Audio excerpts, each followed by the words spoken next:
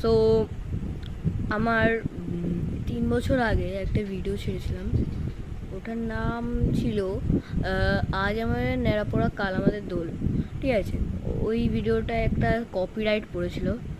এবার আমি আগে কপিরাইটের কথা আগে কিছুই জানতাম না, মানে আমি আগে ভাবতাম ভিডিও হচ্ছে না, হয়তো কিছু হয়েছে, নয় কিছু হয়নি, আগে কিছুই জানতাম না। তো তারপরে আমি ভাবতাম হয়তো ভিডিও আমি আর করতে পারবো না, তাই আমি কদিন ধরিয়েও নি, মানে কদিন কি 1 বছর 2 বছর ধরিয়ে নি আমি। ঠিক আছে, এবার 1 বছরের মধ্যে মানে কম, খুবই কম দিন ছিল, আমি জানতাম না এবার কপিরাইট এতদিন থাকে, তো আমি জানতাম না যে কম দিন থাকে। এবার আমি ভাবছি আর ভিডিও করতে পারবো না, আগে আমি জানতাম না কিছু।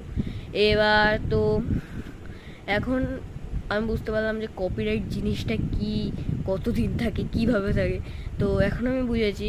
এবার তো ওই ভিডিওটা কোন জায়গাটা কপিরাইট পড়েছে ওটাই আমাকে দেখতে হবে। এবার আজকের থেকে শুরু করছি নতুন ভিডিও ডালা। তো সপ্তাহে 1-2 দিন ভিডিও আসবেই, 1-2 দিন না, মানে 1-2 বার ভিডিও কেন বলছি, 3 বার তো ভিডিও আসবেই। এবার এর থেকে কমেও যেতে পারে, কারণ কি প্রতিদিন তো আমার সময় হয়ে ওঠে না, এখন আবার পড়ার চাপও বেড়ে গেছে।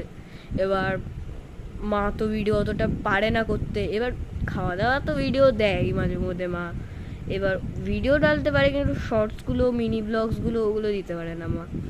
তো আমি আবার কন্টিনিউ করছি ভিডিও, মানে আমার চ্যানেলটা, আমার সাবস্ক্রাইবারও হয়তো 27 না কত বেশ ছিল, এখনও না, আগে তো ছিল 29 সামথিং একটা কিছু ছিল, এখন হয়তো 27 বা কিছুতে নেমে গেছে। এবার আমি আবার শুরু করছি।